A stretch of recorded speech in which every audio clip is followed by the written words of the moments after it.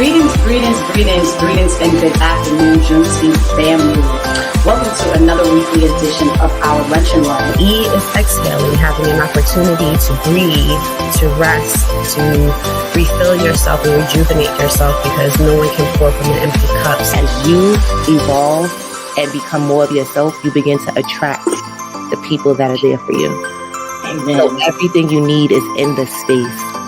You have to learn from your mistakes. Once you make a mistake, sit down, recoup, and then start over. And once you do that, you say, I got that. See, Juneteenth means to me, I would definitely say empowerment and education.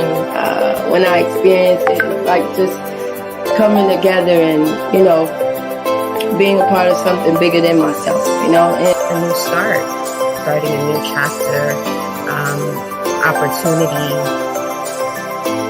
new beginnings, all of that.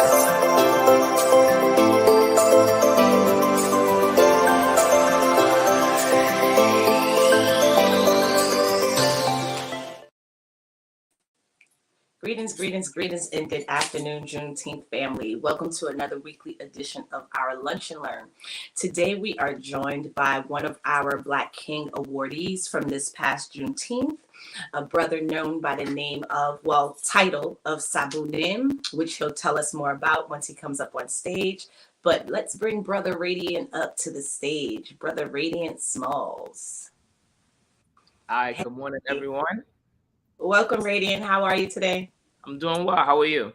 I'm really, really good. So before we dive into our conversation, I would love if you just clarify for folks out there that are like me, who are not part of the martial arts world, who don't know a lot about titles and, names beyond. I know we all know Sensei from the Karate Kid and movies like that. But could you please share with the community what Sabumnim actually means?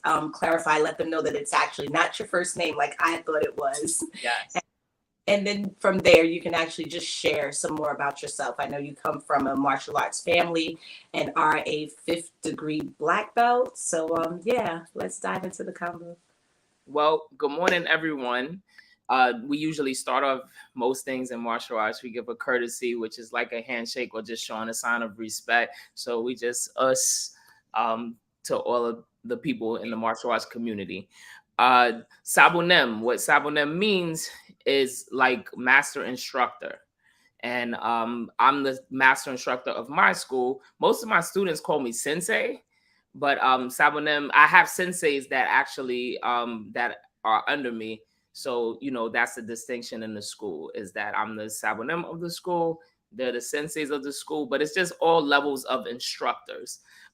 It's just, I guess, like if you were doing like some type of art or some type of like say you were in woodworking or different things like that, it's just different levels to what you do, right? And so, but my name is Radiant, my birth name. My mom named me Radiant. That's a whole nother, I guess, Juneteenth interview about that, right? Because I was born in the 70s, so I guess that's how that happened. But so I'm Sabumnim Radiant. I'm the head instructor and owner of Elite Martial Arts of Brooklyn. Elite Martial Arts of Brooklyn has been around since about 2016 as an actual school. It started off in a basement and it grew up into a beautiful facility, and we're, continuing to grow. Our style, because everyone asks, what's your style? And my wife, who's another instructor at the school, she says, well, Sensei, this is your style now. It's a mixture. It's a mixture of TaeKwonDo, karate, and some other forms like Hapkido, some jiu-jitsu, different styles. So all of that stuff is encompassed in there. What we did was took the same approach as Bruce Lee, where you kind of take in the good and you kind of put aside the bad. So, or what's not useful for you, I should say, instead of the bad, like what's not useful for you. So we, we basically made the style a Brooklyn style or a New York style, because, as in New York, it's just a certain way that you have to move to be able to thrive. Right. Got that. Mm-hmm. I'm like, what's already coming up for me, and we're not going to go there yet in the conversation, but I can't wait to get to how you actually incorporate hip hop, because I have it that you mentioned New York, you mentioned Brooklyn. I know that somewhere in there that actually shows up. But before we go there, I do want to acknowledge that you have some greetings in the chat box over there, if you can see in the corner, from CC Love and Litbox TV, and Zanola Smalls. Is that the missus? That's my mother.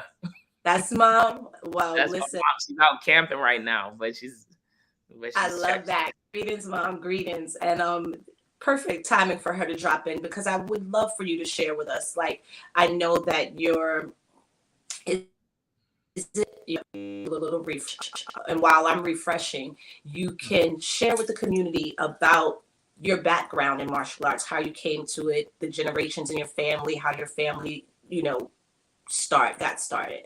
And I'm going to refresh at the same. Definitely.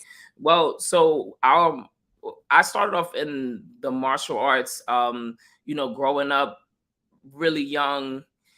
We grew up, and there was like martial arts from the beginning. Even as a small child, I was exposed.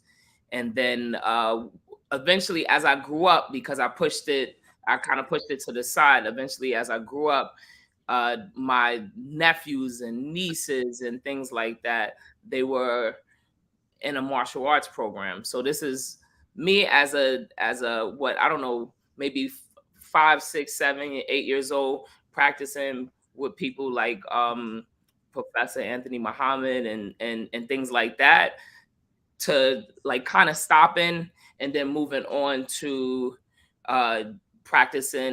coming in and practicing as an adult with a bunch of children at the Parks Department with my sensei, who is Sensei Nash, who he has the Nash system of martial arts, right?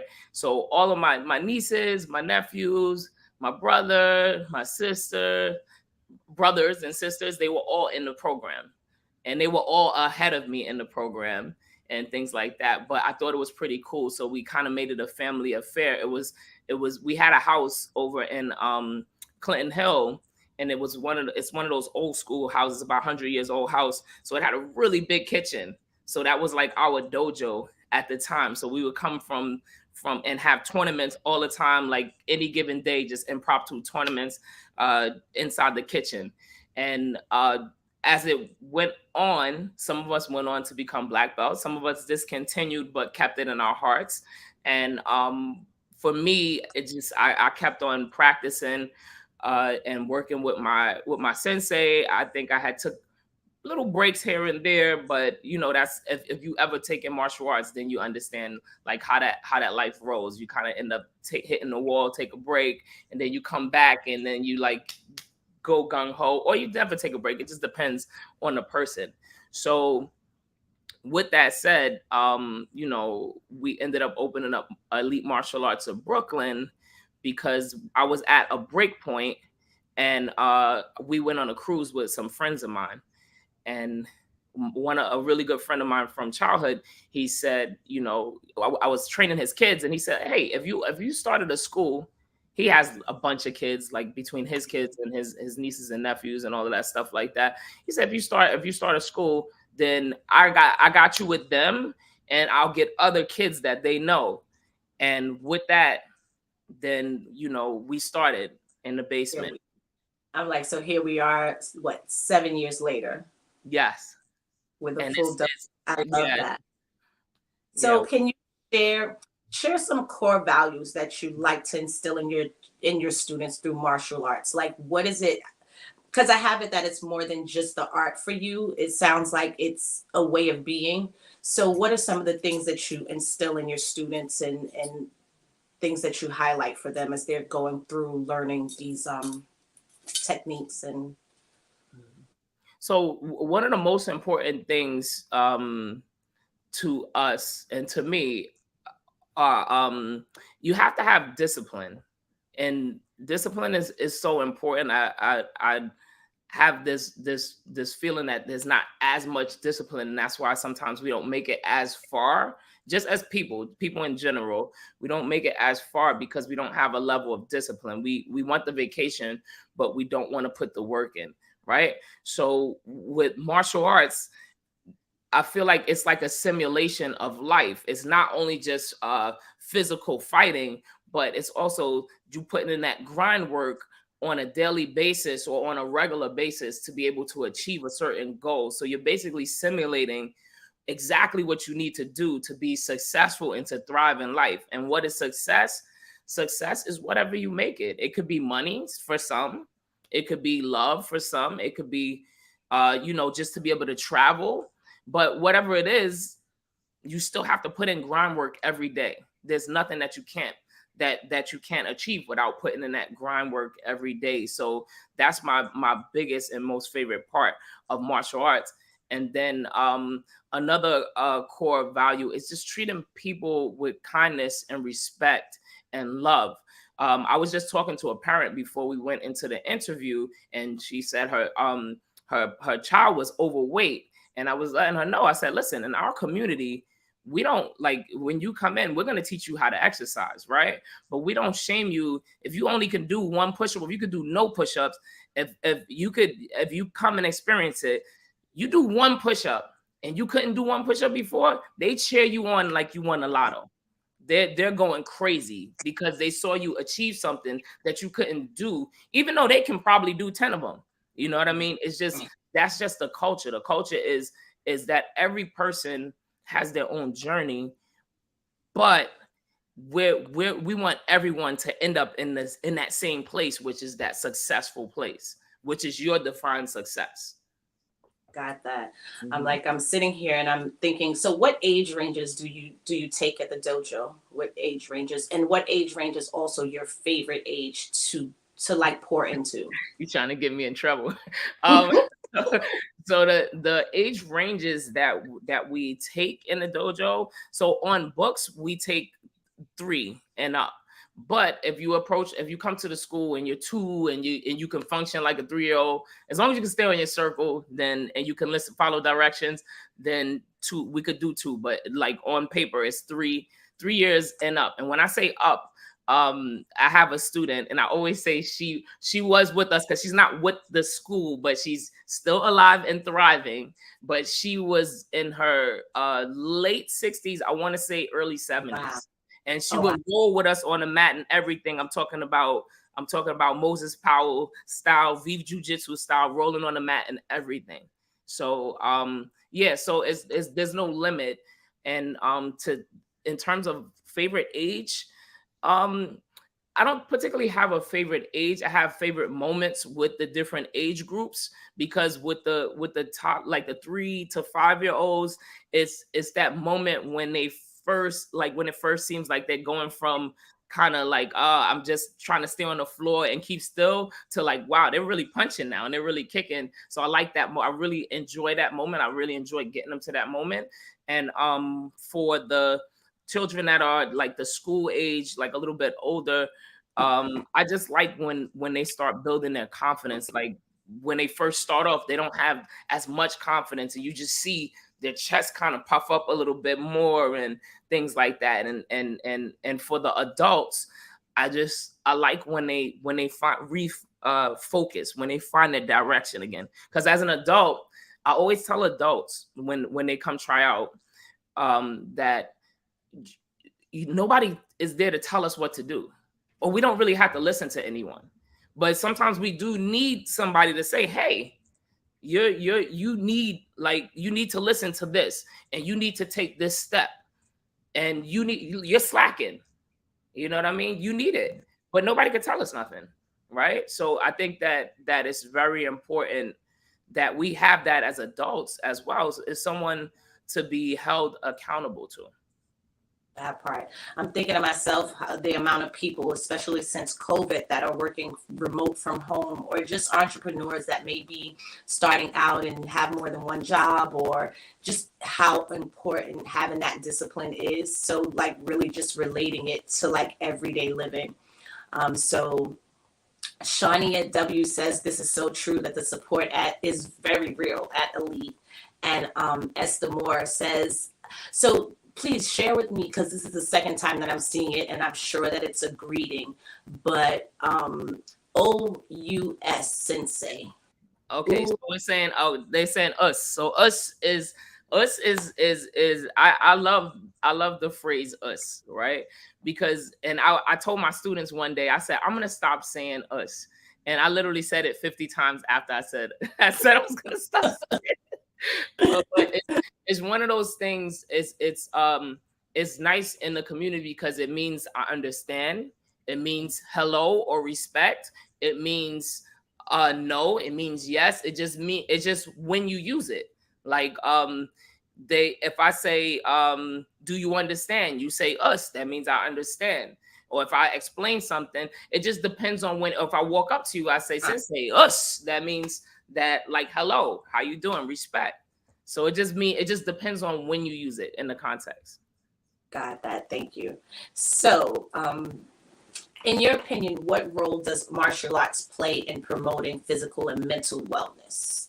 So the physical part, if you practice in terms of the physical part, we do a lot of exercise. We challenge ourselves physically in terms of, because I always tell them, if you're gonna get beat up if you're not in a physical shape to do the techniques, right? You could learn all the techniques in the world. You could go online, memorize it, but if you're not actually practicing it and you're not doing, your calisthenics and your different things to make sure your core is strong and your body is strong, then you're not going to be able to last. Have you ever watched boxers when they fight their first round, they come out strong, boom, boom, boom, boom. By like the second, third round, they laying on each other and stuff.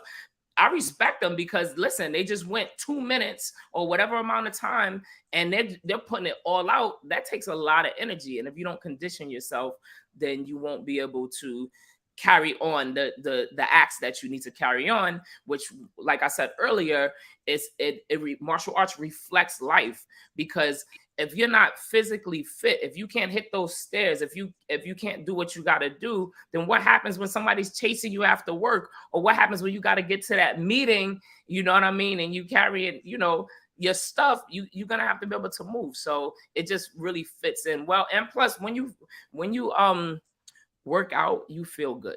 And I don't mean like, and it's nothing against, like, when you go on Instagram and you see all these people with all these rippling muscles and the ladies with all these wonderful, parts and things like that. When you work out, remember success is what you make it.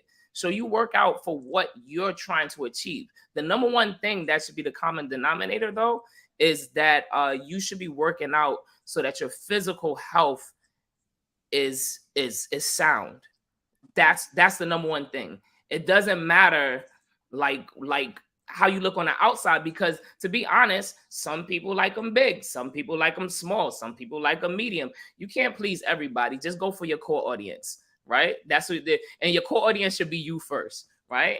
And then for the mental, just the amount of confidence that you build when you're able to overcome certain physical, hurdles and things like that.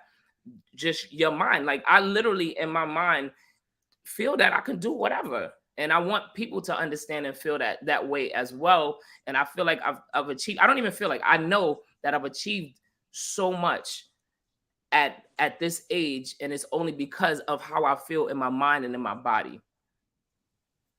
Got that.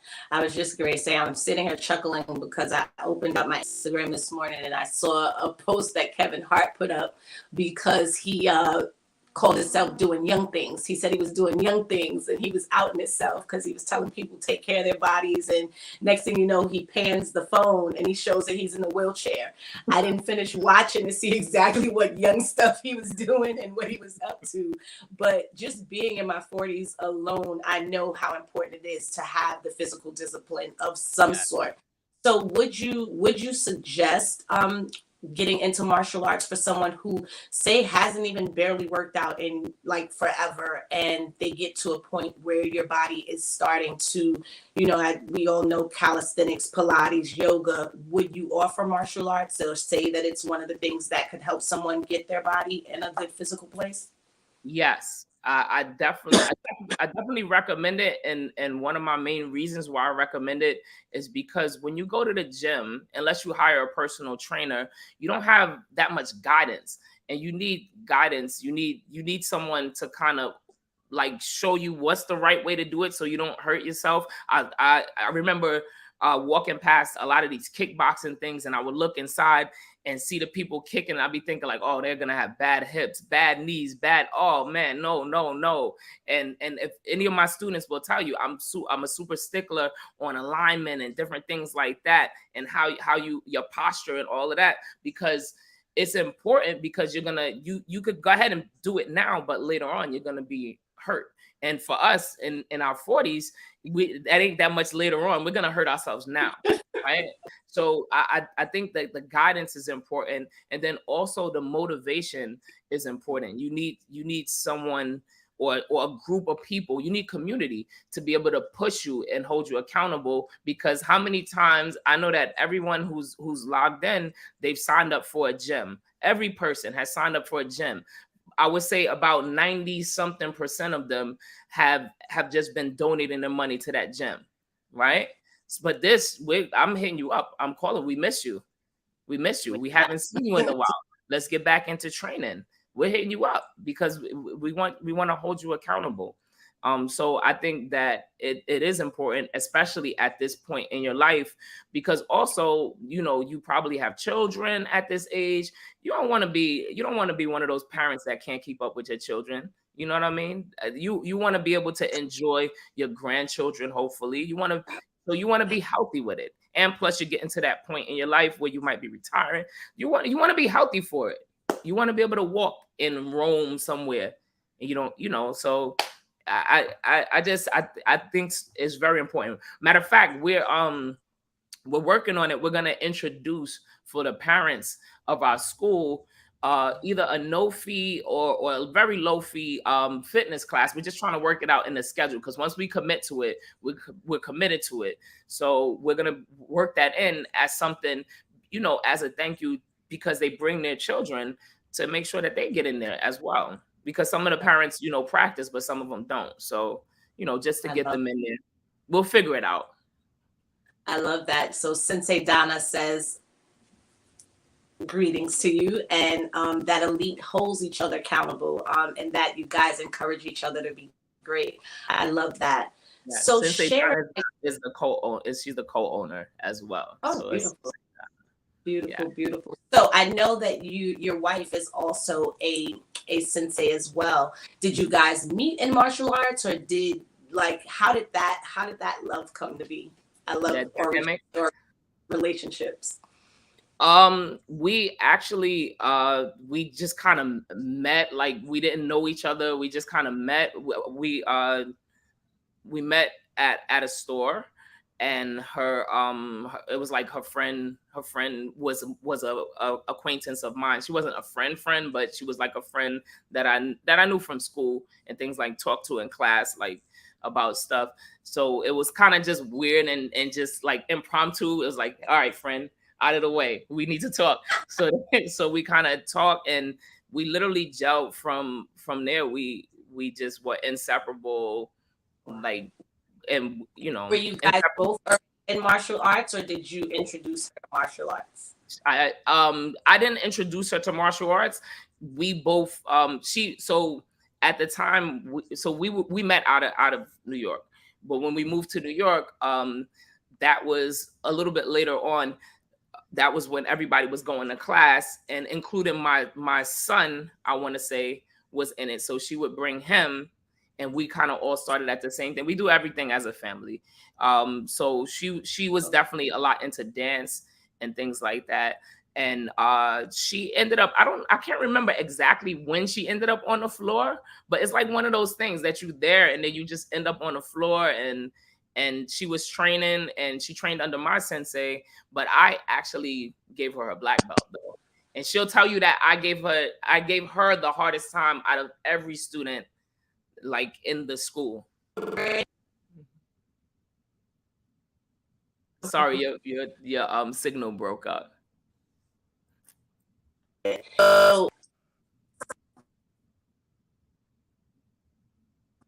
So I just wanted to check in some folks there to let me know, guys, was chopping up.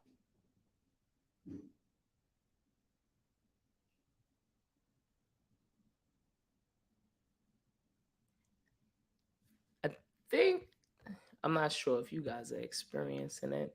Looks like we hit a snag. Don't worry. We're doing everything we could get back on track and provide you with the best experience possible. While we work on fixing this, please watch this short commercial break.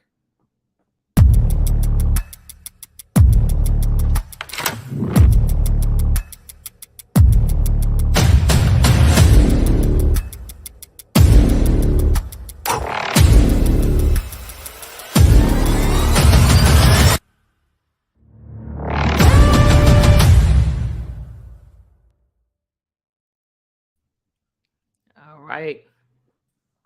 Okay. All right. Hopefully that's better. And will carry us through the rest of our conversation. Mhm. All right. So, hip hop. What role has hip hop played in, we're celebrating the 50th anniversaries, all the states, different cities are having different concerts going on. I actually bartended and got to bartend LL Cool J's concert on Monday night, and that was freaking amazing. They're doing an amazing job, him, Rakim, and Salt and Pepper, of celebrating and honoring the 50 years of hip hop with these amazing stage presentations and stuff. So share with us, where does hip hop show up in Elite? So hip hop at Elite. If you ask anybody at Elite, hip hop is every day. It's every day. We have kind of, with our classes, it's like DJ style. So once it comes time to do something like exercise or go into a drill, after it's explained, then we're gonna play a song. And a lot of the songs are hip hop and things. Sometimes we have to play kids bop because some of the hip hop is a little is a little forward for the children. But a lot of times we're introducing them to some of the older hip hop because that is, a lot of that stuff was a little bit cleaner.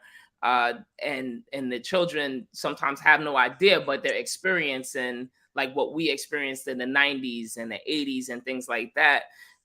With the music, and it drives them. It gives them, like, we're like bouncing, everybody's bouncing, in their fighting stance, and I don't know, it feels like it drives. It's like the drums in Africa is driving you for war, or getting you ready. Love it. So, what would you say was your first discovery of hip hop? I know for me, mentioning LL, I'm like, I remember I Can't Live Without My Radio. And I think that was like literally one of the first videos, or like just hearing it outside on the stoop in the South Bronx. What was one of your first like real memories, solid memories of hip hop? My first real solid memory is my mother. So my mother bought us BDP. The Boogie Down Production CD. This was back when CDs were like, I don't know, they were like $30 a piece or something like that. It was expensive back then. But she had bought us BDP, and I remember, I want to say R&B and Rakim was on a tape. So, and that was so funny because it was around like not too far around the same time. So both technologies were still really popular. But she had introduced us to those. We had, of course, you hear like, some of the older stuff, It Takes the Tongue, like all of that stuff. But when she bought us like that BDP, I'm Still Number One, and had Eric B and all of that playing, Eric B and Rakim playing, I think just that lyricism just was so crazy that you became addicted to it. And then you wanted more. You wanted some Big Daddy Kane and all of those different things. But I would have to say my mom introduced me to hip hop. I love it. And how would you say it's impacted your life throughout? Like, I know that you shared that you've incorporated it into the dojo, but before you, just even when you were at break points, how did it show up for you and support you? Well, hip hop was always the soundtrack of my life. So with every point in my life, there's songs that or albums that, you know, like drove what I was doing, you know, like during when dead presidents to represent me and all of that stuff with Jay-Z and all of that. You know, I was still trying to figure out how am I gonna make my way. I wasn't selling selling dope or nothing, but I was still hustling in the sense that, all right, how am I gonna make my way in this life? Because, you know, I think a lot of people give hip hop a bad name in the sense that they have this expectation of hip hop that they don't have of music, right? Because when you watch a movie, right, an action movie, and they shoot a whole bunch of people and they jump out of windows, you're not supposed to do that, right? So with music, it's the same thing. It's just like a fantasy, but it gets you going, right? And so I think that with that, I like those words, the way they put it together, and just telling you, like, you gotta hustle, you gotta stay up, you gotta, you know, keep pushing and things like that. So yeah, it's been a soundtrack for my whole life with hip hop. It's been a soundtrack for every single point that I can remember. There's a song, you know, that like really kind of pushed that needle at that time. I love that, because you spoke a little bit of misconceptions, but what are some of the other common misconceptions that you hear? Like, do you ever get pushback from your parents at the dojo that may bring their kids there, that may wonder why you incorporate hip hop so much into your classes? Actually, I don't. Actually, the parents, so we have a unique our school is unique because it's like a warehouse style school. So the parents are right there. We sometimes put down the curtains because sometimes they're naughty. They, like, you know, hey, stop moving and stuff like that. So sometimes we put down the curtains. And for the little ones, we keep the curtains down because they'll be distracted too much. But it's literally just a blackout curtain that's you know, separating us. So when I'm talking, they can hear everything that I'm saying. And it also built, you know, that builds trust in terms of, you know, us and the parents. But, you know, a lot of times I'm really, you know, kind of joking with the parents because the kids don't know what I'm talking about. You know, like every time we have our class, the Tiny Elite, that's our 3 to 5 year old class, and you ask them when we get into push-up position, we say hands under your shoulders, feet together, back straight. And what does Tupac say? What does Tupac say? Keep your head. Exactly. Okay, I love it. So that gives me a little even more context about. So is Kiana Edwards one of your students? She's a parent of one of my students, an amazing student. So she had written. She said, "Hi, Sensei," and then while we were talking about hip hop, she dropped in "Keep your head up." So now I'm understanding exactly why that's dropped in the chat. That's definitely it. Yeah, shout out to my coaches. My coaches are my those are my female warriors that support me through like tournaments and just whatever the school needs. So shout out to my coaches.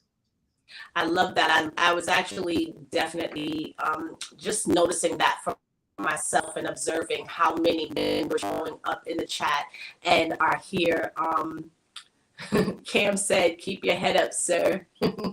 So that's from Esther Moore. I love that the community has so many moms that are showing up, as well as I see senseis that have Sensei Donna. Like, I love that women are showing up in spaces. I know I have never taken martial arts myself, but I have a brother and sister that are 12 years younger than me, and I used to have to take them from my parents sometimes, or they went to martial arts, and it was mostly men in our neighborhood and mostly guys. It wasn't even that many girls in the class. My sister was a very small handful of one. So I just love seeing that. Go Elite. I love it. I love it. So who would you say is your favorite artist and why? Okay, I'm going to say this. I'm from Brooklyn, but I'm going to say it's Nas. Jay-Z is definitely in my top. He's probably right next to Nas. It's just for some reason, Nas was a earlier, I guess, influence on me. But yeah, I don't kick me out of Brooklyn, but it's Nas. Jay-Z, you my guy. You lead the way. The wordplay is ridiculous. What you doing, how you evolving over this time. That's a lot of decades to really keep evolving and making it happen. But Nas is my guy. Nas is my guy. I love it. There's definitely something about his flow and delivery that definitely ranks him in the top numbers for me as well. Not just the fact that he is also one of the earlier pioneers and was out sooner and earlier. So definitely a good one. So how do you see hip hop continuing to evolve and shape like the cultural landscape of our future, of your school, of life in general? I see it always like transcending spaces, and that's the thing. I wish that more cultures would, like you said, you from the Bronx. I don't know if you said that on camera or not, but like you said, you from the Bronx, right? Give the respect of where it comes from. Just let people know that, yeah, this is dope. I'm copying this because I got it from here. Like everything that we do in our martial arts, I try to make sure that people understand which art it came from. It's not an original thought from me. It's something that I'm taking and I'm now using, I'm molding it and using it as a tool of my own. So give respect to the origin of where it came from, especially if you're going to be using it in commercials and different things like that. But in terms of what is it going to do, I feel like it's going to just always like bring people together. It's going to always make the spaces so much smaller, because like, hip hop is one of those languages that it's like us. It's just a universal word. It's just a universal phrase. It's just something that everybody can really like dig and get into. So I think it's just going to always do that. What I wish for it, though, is a little more diversity in the content, a little more understanding that we have more control of the spaces, like in terms of we have online presence.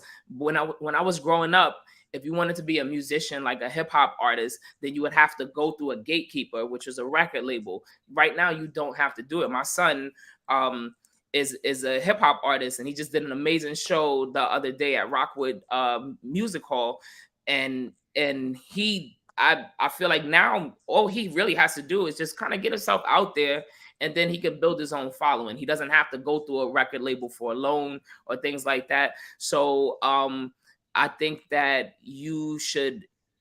there should be more content, like more types of content, because when I was growing up, the reason why I like Nas so much is Nas was kind of, he kind of reported what happened only in the hood, which we experienced that, but he also was kind of telling you like, this is where we need to go with this.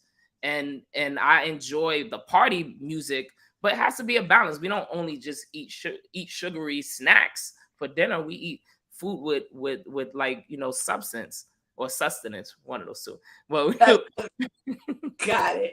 I love it. And that was a perfect closing out, because that was going to be my next question, was what message do you want to give people that are in the music industry? So that's what I heard, diversity. And just so as we come back to Elite, I would love for you to let the folks know more, actually, like talk about the dojo. Where is it? What are you guys up to? What's coming up next? How can they get in contact with you? How do they get their kids to come and try out, or the adults themselves that may want to come and be a 60 or 70-year-old or 40-something-year-old or any other age in between to come roll on the mats with you guys? Nice.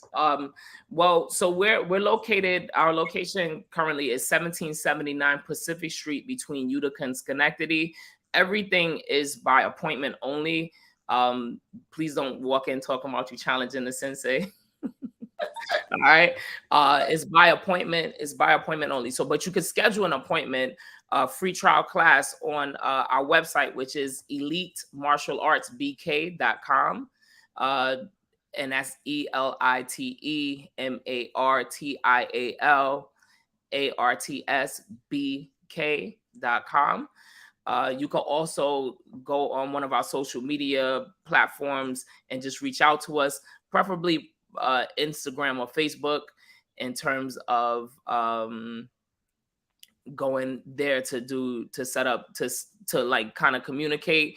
But you set it up there, and then you come through, and I like for people to experience, as opposed to us telling you like this is good for you. No, try it out. This is a free sample. And what happens on the floor on a day-to-day basis is what I feel is magic. Like when I go home, like Sensei, my wife, she was saying, Sensei, you were tired last night, because we put it all on the table every day. It's like a full show. It's like a full performance. It's like, because we want the students to have as much energy as possible, put as much effort as possible into what they're doing. It's working not only your physical, like your muscles, in terms of like your pecs and this and that. You're also working the muscle of pushing. You're working like being able to like go hard every time. And if you could go hard every time, then pretty much there's nothing to stop you. In terms of in a class, I think last night we were working on, jab, cross, slipping. And I want to say we got to the kick. We may not have, but I know in the class before that, we just try to work on different drills and just different things to prepare you. It just depends on what we're focusing on. So I think that you would just have to sign up for a free trial and come see the difference. Got that. And Spirit, in the meantime, while you were sharing, because I know we spoke about the age range, but is Elite welcoming or a safe space, which I'm sure it is, just speaking with you and having this conversation. But for parents out there who may be hesitant sometimes because maybe they have a child with special needs and maybe they don't know what spaces and places they're welcomed in, would you say that Elite is a place that they can and feel at home? Okay. So we definitely feel that we're a very safe space, and for parents with children with special needs.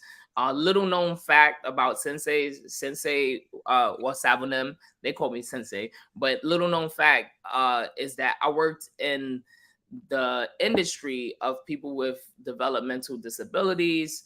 That's autism, that's just all different things for over 20 years. So and then also the staff, my instructors, they're just like a group of kind people. They're a group of kind people. They just, they have so much love in their heart, and just with the things that I prepared them with, and as well as the things that they just kind of come naturally with. Like I've seen moments where they may, I think there was a girl, she was an older student, maybe in her teens, and she started crying because we have them like recite our pledge. And one of the reason why we have people recite our pledge is because you have to be able to publicly speak. You can't be too shy to publicly speak. You could be shy. There's nothing wrong with that. And it doesn't matter if you have a speech impediment. It doesn't matter, because if you get people's ears, they'll listen to you. So she started crying a little bit, and my daughter, who's a sensei there as well, she pulled her to the side and was talking to her, coaxing her and things like that. And she was able to achieve getting her white belt by saying the pledge like afterwards. She didn't get it that day, but she got it, shortly after. So I think it's a very safe space for people. It's just people. People are people. We do have to. It's very important that we understand that some of us do have disabilities, or some of us may not be cognitively in the same space or physically in the same space. But at the end of the day, what are we all? We're all people. We're all people, and we all have to do one thing. We all have to thrive in this same society. There's no special society for people with special needs. There's only the society. And I think it's really important that you prepare people with special needs to be able to take care of themselves, because you don't want to be able to, take care of them so well that you go, and then they can't take care of themselves anymore. They wake up to a nightmare. So sorry to get so serious. No, listen, I love it. There's always someone out there that needs to hear exactly what's being shared in this space. And I actually know someone that is actually going through that right now. Their niece lost their mom, and it's becoming kind of heavy on them because they're having their own health issues. And it is really important to have us all be independent.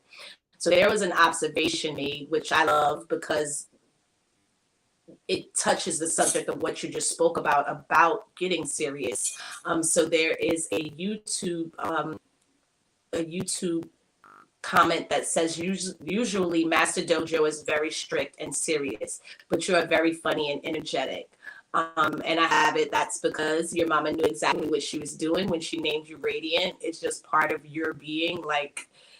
And Athenia has a comment that actually is exactly where I'm going with it, because I'm sure that you can go to being stern and serious. I don't think that your school is as successful and that you have been able to foster the amount of senseis that you have without having that sternness and that strictness when it's needed. Yes, it goes down. It goes down. But it's something that's a big thing. Like sometimes it does get serious, but we can't get in our feelings. We have a mission, so we kind of have to get that dirt off our shoulder, right, and just keep it pushing. That's it. Not to mention that I know just being community and from our community, it helps when you can laugh and also be stern. When you're that sensei that may only show that strict side, that stern side, your students it may take them a lot more to get comfortable with you. A lot of times that laughter and that side where you're bringing in the music, I'm sure it helps them, see that fun side of you and see the side of you that's still a human being and not just an amazing like Sabumnim that is there, that has worked your way up to 5-degree black belts. And that can also be intimidating. So I'm sure that just how you show up helps them do what they came to do and grow and thrive. So this has been a great conversation. As we start to wrap it up, I would love for you to share like the gems that you would like the community to walk away with today in regards to martial arts and how you can use it to use the core values that you honor and that you live by in their lives every day. And then answer our final question of what does Juneteenth mean to you? So some major gems, and this is something that I always want to get across to the parents. And I sometimes when I'm teaching my class, I'll say parents, I think it's very important that you exercise having your children and yourself, but we're going to focus mostly on the children, using success language. So I don't know I know, I'm sure it happened to you in your life, but your parent or your grandparent or an adult said, do you remember who you talking to? Right? I feel like, and now in this generation, we don't have as much of that, and we need it because it's important. It's not like it's not abuse. It's basically understanding and respecting the levels of who's who in a society, because an older person has way more experience than a younger person, and that experience is more valuable than your youthful power, right? Because you can do things with experience and it takes zero power. So but to access that experience, you got to be respectful. I wouldn't want to give nobody information if you're not respectful to me, right? So I think it will put everything kind of back into perspective if you utilize success language. That's what I call it, right? And part of success language, a child shouldn't say yeah to adults. Yes, or yes, ma'am. Ain't nothing wrong with that. Yes, ma'am. Yes, sir. But at least bare minimum, yes. No nod in your head, because that's just not something that shows that you have this certain level of respect. And you may not mean disrespect, but remember, language is like so many different things at one time. So let's not get it confused. Like, yes, I'm being clear, right? No, thank you. Thank you. My daughter, she's 20 now, or 19, 20. I think she's 20. I don't know. She's one of those ages, right? She's in her around that 20 age, right? And she still says, "May I please be excused from the table?" Wow. I told her, listen, you don't have to say it anymore. You're grown up now. But that's something that's important. That's important. And also just kind of eating together. Make sure if you can't do it every day, do it at least once, twice, 3 times a week. Eat together. I don't care if y'all mad at each other. Eat together. Being mad at each other is not an excuse to destroy your family.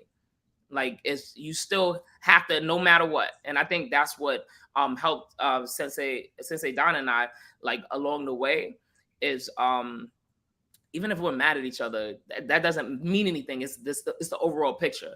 So success language, and we have a whole bunch of different things with success language. Responding when someone speaks to you, as opposed to go do the dishes and you just walk off and do the dishes. I feel like that's rude. Because it's like, you just cut your eyes. It's like, I don't really want to do it. Yeah, you don't really want to do it. Nobody wants to go wash the dishes. But you say, yes, got it. Because you appreciate and give thanks. Thank you. Thank you for that. Always. What else? Don't, like, try not to make excuses for why a person can't do it, including yourself. If you go past that excuse and recognize that's an excuse, then you'll realize that you're just making an excuse and you can make it happen. So figure out what the problem is and take your ownership to whatever happens. Everything happens, but you have part ownership to it. You're part of that corporation. So if you take ownership to what happens, then you'll be able to control the result a lot better. But when you say, oh, nah, that wasn't my fault, then you're taking away all of the control, you're taking away all accountability, and you're not actually pushing the needle to what needs to happen. Because it's literally everything that happens, it just takes small little steps, and then you can create gigantic things. This whole internet, I'm famous in one day, it's not true. All of those people that are internet famous, that are sustaining, they took a lot of time and did it. All those movie stars, they took a lot of time and did it. Like, go back, watch their stories, read their stories, because you'll see that everything takes a lot of steps, a lot of disappointments. And my last thing is, failure is only failure when you give up. You can be denied. It doesn't mean anything. I grew up in the age when Dawson Brothers weren't in style. But, you know, before I was with Sensei Donna, I would make my way to be able to meet nice young ladies, because I didn't just take no, and I figured out ways, you know? So, and when I bought my house, my first house at 21, I didn't take no. Just keep pushing, right? Don't take no. Just keep pushing. Love it, love it. And what exactly does Juneteenth mean to you, Sabumnim? All right, Juneteenth. I think that Juneteenth just represents another point in time that we forwarded the culture. Many people may, either agree or disagree in terms of, like, because, a lot, like, we were free, but some of us weren't free, and different things like that. But I think it's just another step for us. And I think that Juneteenth is just something that's like remembrance. Like, you definitely got to remember, because if you don't know where you're from, then you don't know where you're going, right? So I think that's it. Mostly just remembrance and making sure that you continue to push forward, knowing where I came from. Actually, in our school, our pledge is, I am a descendant of greatness.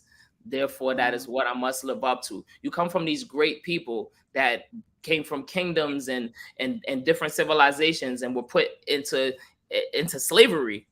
They were actual slaves, and they rose from slavery and became the biggest influencers in the world as they were before. So it just shows the cream always rises to the top.